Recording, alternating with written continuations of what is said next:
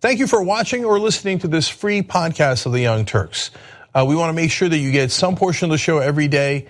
But if you want the full show, which is actually 5 segments, come become a member and support independent media as well. tytnetwork.com/join. Meanwhile, enjoy the free podcast.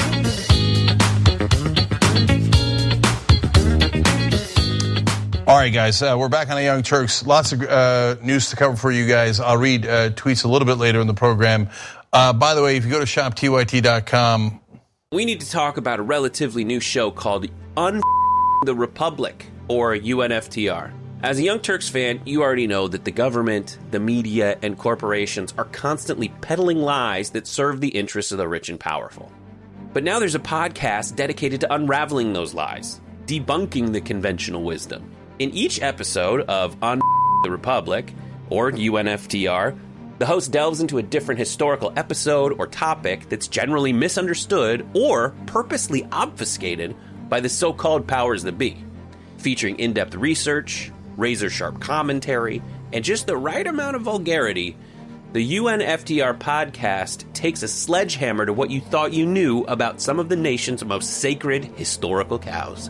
But don't just take my word for it. The New York Times described UNFTR as consistently compelling and educational, aiming to challenge conventional wisdom and upend the historical narratives that were taught in school. For as the great philosopher Yoda once put it, you must unlearn what you have learned. And that's true whether you're in Jedi training or you're uprooting and exposing all the propaganda and disinformation you've been fed over the course of your lifetime. So search for UNFTR in your podcast app today and get ready to get informed, angered, and entertained all at the same time.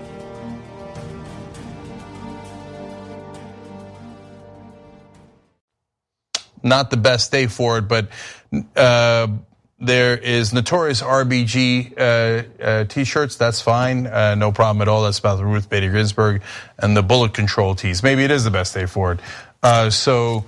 Anyway, check that out. ShopTYT.com. All right, let's do the news. Let's go over here. All right, fantastic news for you guys about progressive candidates kicking ass throughout the country. Beto O'Rourke is running against Ted Cruz. Everybody thought, it's a long shot. That's Texas. Ted Cruz came in basically second in 2016 to Donald Trump in the Republican primaries. He's going to be set, and he's really well known, and he's got tremendous name recognition. This Beto O'Rourke is really progressive. How could he possibly win in Texas? Well, here comes Beto. Last quarter, O'Rourke raised $2.4 million from 55,000 individual contributors. That's a stunning number. First of all, it's really important for you to know he doesn't take corporate PAC money. So that's all real people giving him money. And 55,000 is a gigantic number, but that was last quarter. Let's find out how he did this quarter that just ended. Representative Beto O'Rourke, who's challenging Ted Cruz for his Texas Senate seat, raised a staggering $6.7 million in the first quarter of 2017, his campaign announced. Wow, that's a giant amount. Because people can't wait to beat Ted Cruz, including me. We're gonna run that picture of sad Ted Cruz phone banking for Donald Trump. It's gonna be one of the greatest days if Beto takes him down. By the way, we'll have the link to donate to Beto O'Rourke in the description box below, as well as all the candidates. But wait, we're not done with Beto yet. Furthermore, the $6.7 million, as the Texas Tribune explains, came from 141,000 contributions. Another record-busting number for O'Rourke. Wow, 141,000 different contributions. That's amazing, man. Watch out, Cruz, here comes Beto. He has also outraised Cruz, according to Mediaite, in 3 of the last 4 quarters, and he's doing it with small money, no corporate PAC money. Now, he's not the only one doing a great job in raising money against well-known incumbents. Wisconsin Democrat Randy Bryce, otherwise known as Iron Stash, a long-shot challenger to Speaker Paul D. Ryan, according to Roll Call, raised $2.1 million in the most recent fundraising quarter his campaign announced Monday. In a congressional race, that is a gigantic amount. Randy Bryce also doesn't take corporate PAC money. How do I know? Because he's a Justice Democrat. So these guys raising this amount of money from small donors is unheard of. Bryce's bid for the 1st District has raised a total of $4.75 million so far, and the $2.1 million raised in the most recent quarter is nearly double the $1.2 million he raised the previous quarter, his campaign said. His campaign also reported having $2.3 million in cash on hand. Look, let me tell you why that's so important. And now, having talked to a lot of the Justice Democrats, seen their campaigns, money matters a tremendous amount, not just for running inefficient, expensive TV ads, but also because you need staffers who are gonna organize your volunteers. You need campaign offices in different parts of the state, in a giant state like Texas, if you're O'Rourke, or if you're Alison Hartson in California. You need money to buy the voter rolls that every candidate, I mean, it goes on. And even if you want to do digital ads, that takes a lot of money. So keep it going, guys. Both to the candidates and the people giving them small dollar donations. If we knocked out Ted Cruz and Paul Ryan, that would be unreal. And I believe that it is eminently doable. And so, by the way, we also have Randy Bryce's link down below in the description box on YouTube, comment section on Facebook. That's where we always have the link, super easy to click. Go and participate. Now, let me turn to Alison Hartson running against Dianne Feinstein in California. Hartson, who's, this is the Mercury News explains in California, who's never run for office before and who's received almost no mainstream media coverage of her campaign, received more money in small dollar donations than Feinstein and DeLeon combined. That's another person in the race. She took in $158,707 in unitemized contributions, less than $200 over the last 3 months of 2017. That's the last quarter, compared to the $111,524 for Feinstein and just $31,427 for DeLeon. She beat them both combined. That's the legendary Feinstein. You know what Feinstein had to do? She had to lend her own campaign $5 million. Now, she can do that because she's enormously wealthy. She has about $80 million, according to the best estimates. Her husband's a billionaire, so $5 million is no big deal for them. They don't even bother taking volunteers on Feinstein's website. Alison Hartson is, of course, powered by volunteers. She's got now over 1,400 volunteers in the state of California, and that's why she's doing a great job. We've got her link down below as well, and it's really easy to remember. It's justicedemocrats.com/Allison. So make sure you go and contribute. As you can tell with the numbers there, she's doing great compared to her opponents, but she needs a lot more money to run in a gigantic state like California. She needs to hire a lot more volunteer coordinators, field coordinators, and then, of course, be able to run the tough hitting ads that she's been doing lately. And again, one more thing overall here. We've got momentum, and it's not just for Democrats. It's for real progressives and uncorrupted progressives. And I want to give Beto O'Rourke a lot of credit here. Look, we don't often get credit, and when I say we in this context, I do mean the Justice Democrats. I am proud that I helped form that group, and that group said that they will not endorse anyone, they will not back any candidate if they take corporate PAC money. And now, as you've seen, a lot of people, including some fairly well-established Democrats in the Senate, if I could put it that way, are also declaring that they're not taking corporate PAC money. I don't know that the Just Democrats were the sole reason, of course not, right? But were they part of the reason, an important part of the reason, as you have 52 candidates in the Just Democrats that said they will not take corporate PAC money, and now a lot of them are doing well. 5 out of 7 won in the Texas primaries. In fact, one of the ones that beat a Just Democrat has just become a Justice Democrat, Mary Wilson in Texas, so 6 out of 7 in a sense. And they're uncorrupted and they're wonderful and they have all this momentum. And I'm kind of proud that we helped to start the no corporate PAC money trend, right? But there are some people who've been on that before us. And one of them is Beto O'Rourke. So that's why I wanted to point that out and give him all the credit in the world. He decided not to take any corporate PAC money even before the Just Democrats were around, even before it became fashionable in the Senate and other places. So No wonder he's gotten the credibility that he has with all those donors and the small dollars that are coming in, and I'm sure the volunteers coming in. Please, we'll have all the links down below. Go to their websites, donate if you can, volunteer if you can. AlisonHartson.com/now to volunteer for Alison in California. Or by the way, you could help these guys by making calls no matter where you are. You don't have to be in Wisconsin to defeat Paul Ryan. You don't have to be in Texas to defeat Ted Cruz. You don't have to be in California to have a real progressive represent the really blue state of California like Alison Hartson. So wonderful news, but it's on you guys to finish this. If we get all this way and then we don't win these elections, well, of course, then we didn't accomplish our goal. We've got to finish them. Let's go do that together. Okay, now that's good news. Now let me give you back to the madness now, the news of the day, okay?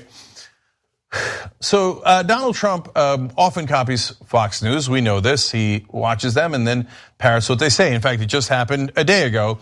He put out this tweet: Honduras, Mexico, and many other countries that the US is very generous to, sends many of their people to our country through our weak immigration policies. Caravans are heading here, must pass tough laws and build a wall. Democrats allow open borders, drugs, and crime. Now, when I saw that tweet, I was like, what in the world is he talking about? What caravan is heading over from Honduras to Mexico to here? Why would people sneaking in do a caravan? That makes no sense. And I've never seen that reported anywhere. It turns out it was reported one place. You guys want to see where? Let's put this up. Unsurprisingly, yes, there it is on Fox News. Caravan of illegal immigrants headed to the US. Totally made up. And Donald Trump, of course, sees it on Fox and Friends and runs with it. Well, today, another example. So, before I get to Trump, let me show you what Tucker Carlson said last night on Fox News. Now, listen carefully. Right, so 60,000 Americans died last year from drug ODs, and most of those drugs came from Mexico. So they're a hostile country. They're abetting the movement of these people here. Would it be possible to send the military to our border? I mean, why is this not, honestly, why is this not a hostile act against our country?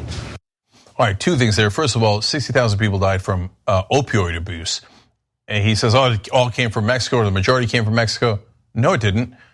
Those opioids are mostly legal in America. Yes, there's heroin as well, but actually more people die from legal opioids like OxyContin than they do from the illegal ones. I'm pretty sure Purdue Pharma and all the other giant pharmaceutical companies are not based in Mexico. They're based right here in America. But he'd like to deceive you and get you to hate immigrants that are coming into the country when they're not really the cause of the problem. But the interesting part there was, he said we should deploy the military to the border.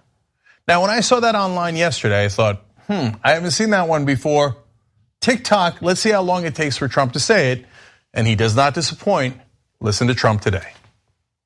So I told Mexico, and I respect what they did. I said, look, your laws are very powerful. Your laws are very strong. We have very bad laws for our border.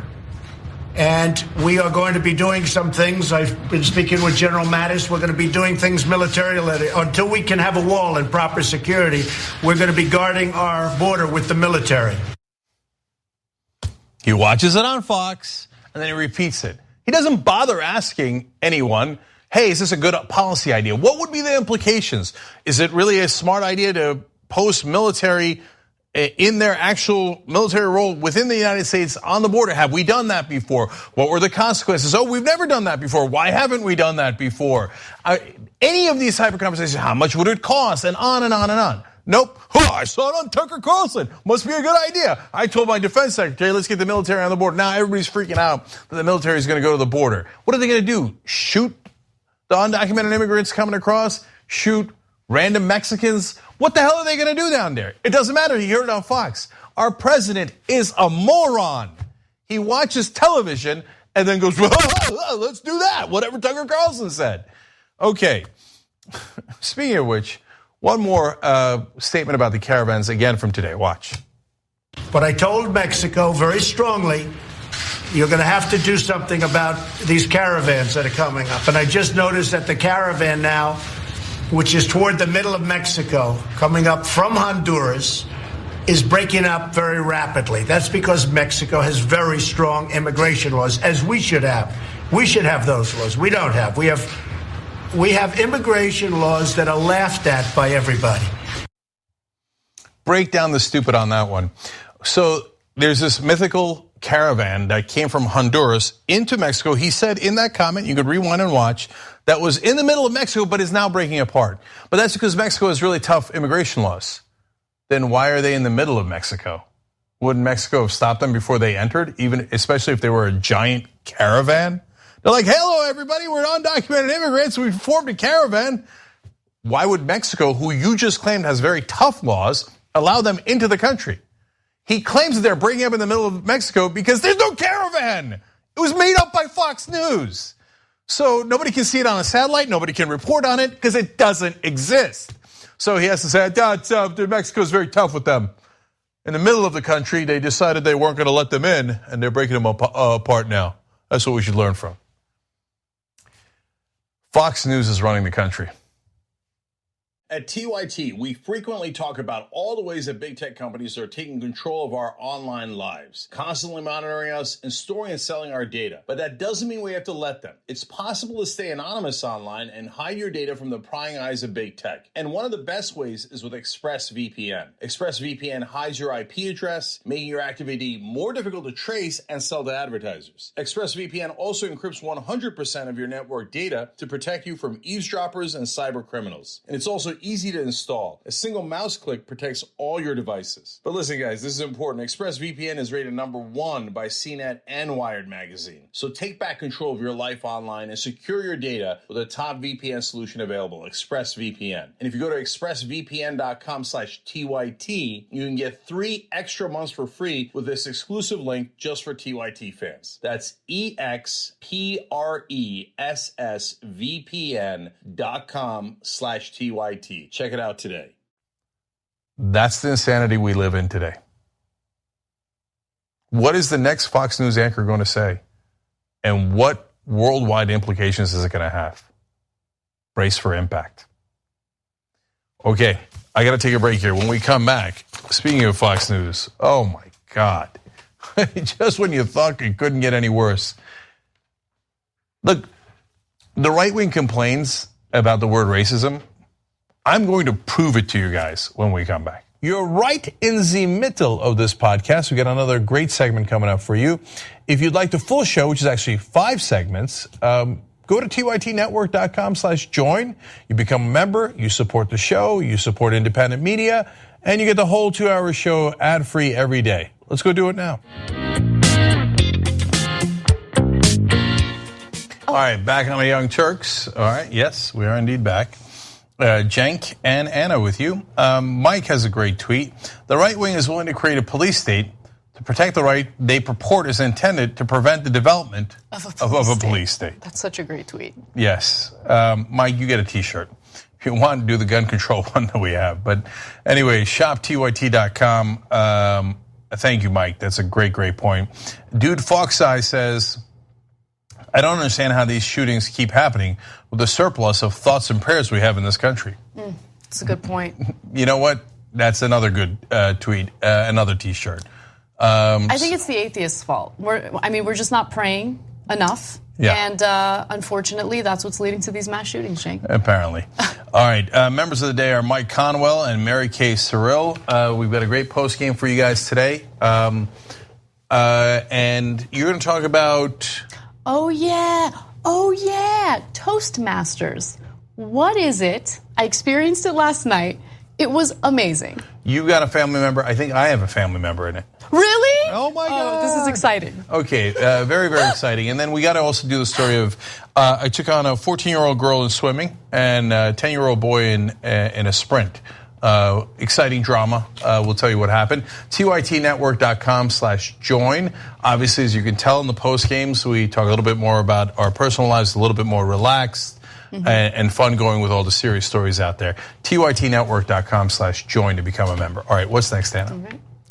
Last week, ABC News broke a story regarding Scott Pruitt, who is the EPA chief, and the fact that he had been renting a condo in a prime location in D.C. near Capitol Hill for a very small amount of money, but it wasn't disclosed how much he was paying for that condo. Now, a little digging indicated that he actually was only spending $50 a day for this 2-bedroom condo, and the person who had rented that condo to him was working for a lobbying company known as Williams & Jensen, okay? In fact, she is a big part of that lobbying firm, and they lobby specifically for oil companies and companies that extract natural gas. And so obviously there's a little bit of a conflict of interest there, and now we have a little bit more detail into what's going on. First, the ethical concerns.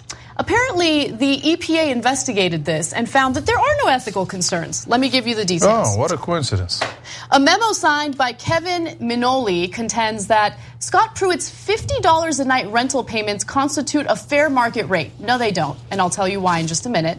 The memo was dated March 30th, the day after ABC News first reported Pruitt lived last year in a condo co-owned by the wife of Stephen Hart, a registered lobbyist whose firm pushed the EPA to relax pollution regulations. Okay, now, by the way, Scott Pruitt not only met with these lobbyists, he immediately took action, and this is all happening while he's staying at this condo for $50 a night. By the way, they didn't charge him for the nights that he wasn't in the condo.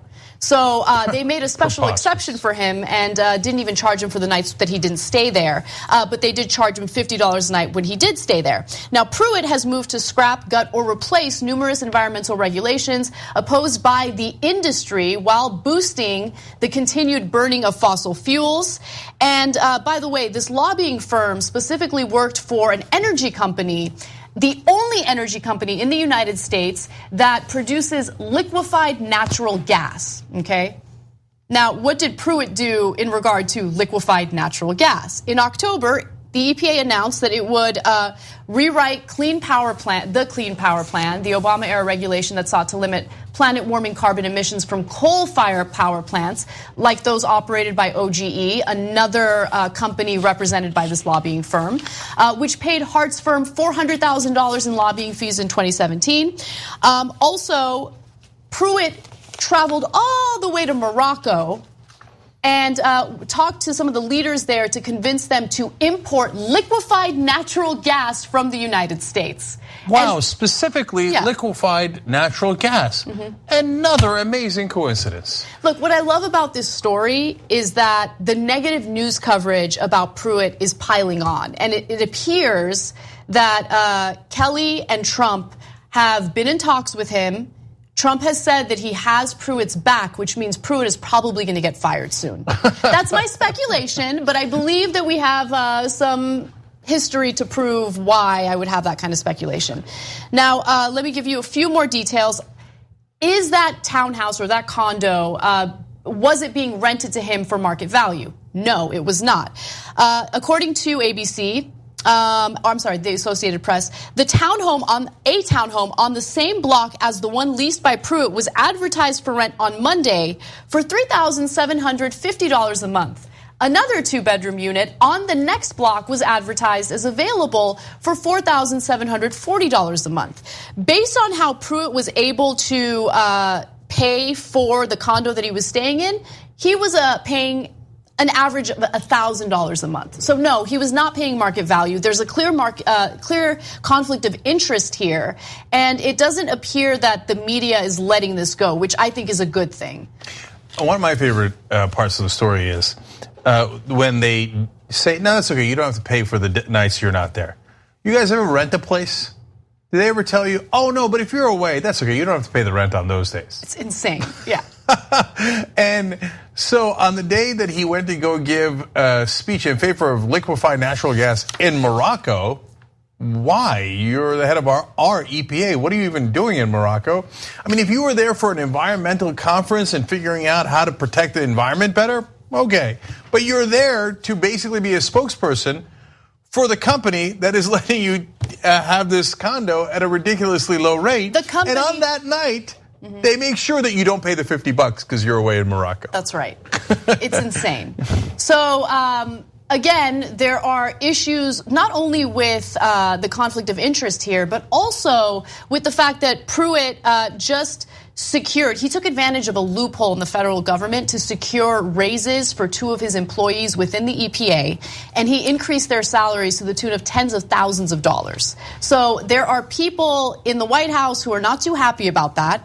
Also, Politico reported that Pruitt has been scheming to take Jeff Sessions' place as Attorney General. And the reason why I tell you that is because it's relevant to how I think the media obtained information about Pruitt's condo situation. Because that's not public information. This is a person, the lobbyist, right? They own the condo.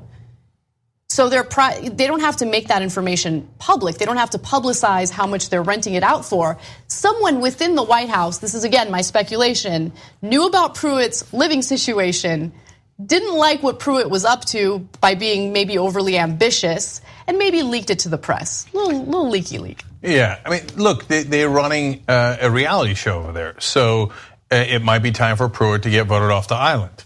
And that's what they do on shows like Survivor, Apprentice, etc. A lot of back dealing, and Trump loves it. He was the host of a reality show just like this, so that's why this is always encouraged. And as Pruitt got a little too ambitious, all of a sudden, a little shiv. Now before they knew about the $1,000 condo that should have been $3,700 to $4,700. They didn't care. They didn't mind. Pruitt's corruption and destruction of the EPA. That's what they hired him for. They don't have any problem with that. It's corruption 101 in the Trump White House. I mean, look at what the firm who's corrupting him wanted him to do. They wanted him to relax pollution regulations. Why would they want him to do that? Probably because they want to pollute. That's why you don't want pollution regulations, because you like to pollute. That's right. So, and they put it into the water and the air, and that affects us. But they privatize the profits. They socialize the costs. We all bear the costs, but not Pruitt. He gets a great apartment at a cheap rate. But if you're going after another Trump guy, what's the biggest problem in America? You can rip off poor people, middle class people all day long. But you touch anybody else in power, then you're in trouble. That's right. And so it looks like Pruitt made that mistake, got a little ahead of himself. Let's see how this winds up. And I want to leave you with a quote from Trump, who was asked by reporters about this Pruitt situation. And here is his supportive quote toward Pruitt. "I hope he's going to be great." Oh, he's done. Okay, next week on Apprentice, see you later. Pruitt gets a rose or doesn't get one, or however it works. Oh, I can't stand Pruitt, so this is great. It's not only great for me and my feelings, it's great for the environment. He is incredibly damaging.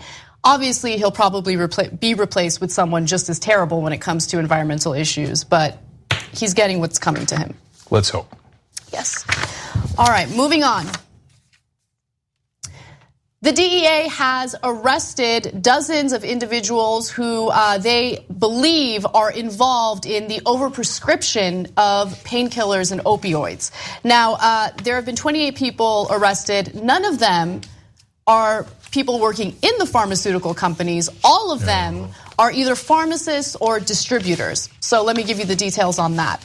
The Drug Enforcement Administration arrested 28 prescribers and pharmacists and revoked the licenses of 147 people who handle controlled substances. Now, when it comes to the revoking of those licenses, it's basically when the DEA has some evidence indicating that they're doing something unlawful, but they could get their licenses back if they prove that they didn't act in any unlawful way.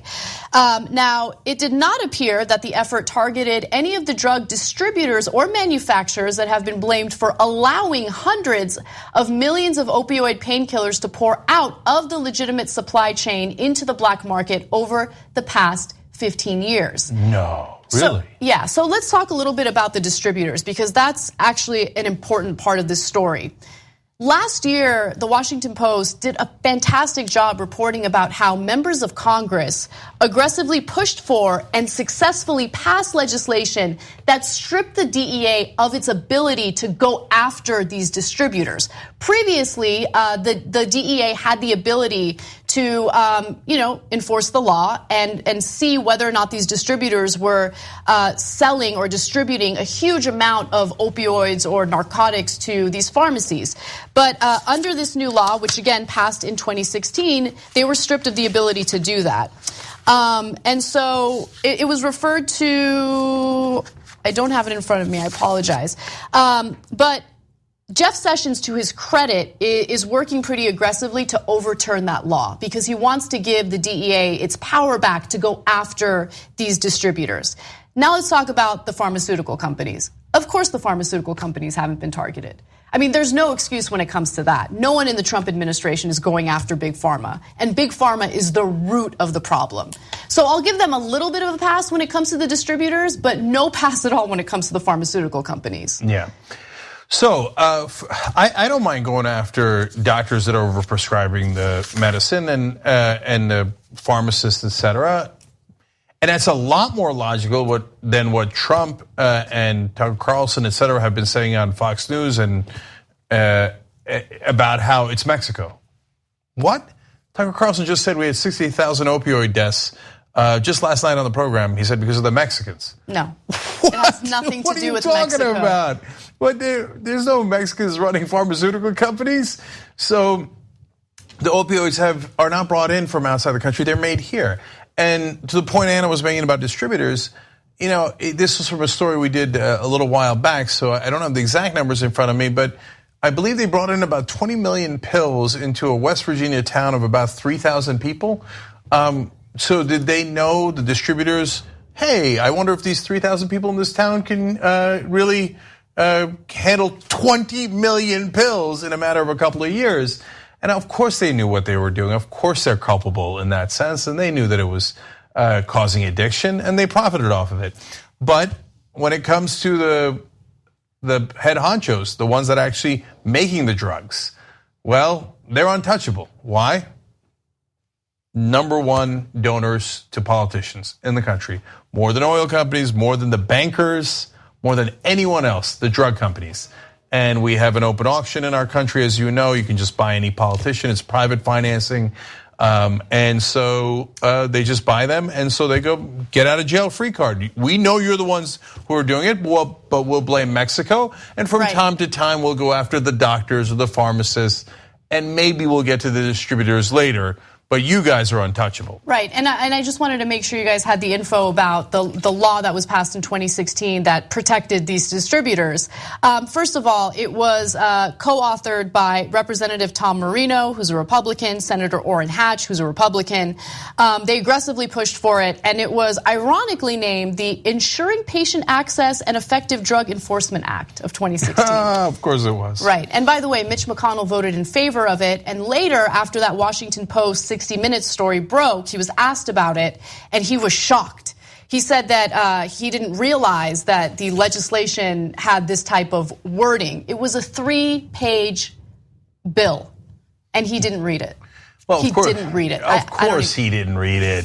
And they keep saying how the Democrats didn't read the Affordable Care Act. A bunch of liars. None of them read any of the bills. But much more importantly, I am greatly amused by the idea of Mitch McConnell coming in here. There's gambling in this establishment? I am just shocked.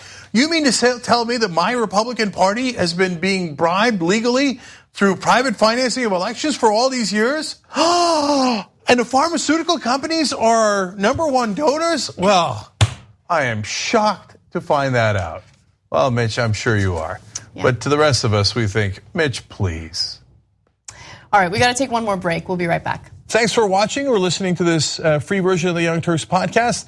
You know that the full show is at tytnetwork.com/join. If you become a member, you get the full show ad-free. We love you for watching or listening. Either way, there's going to be a new free podcast tomorrow. You can keep on doing that. But if you want to get the full show ad-free, tytnetwork.com/join.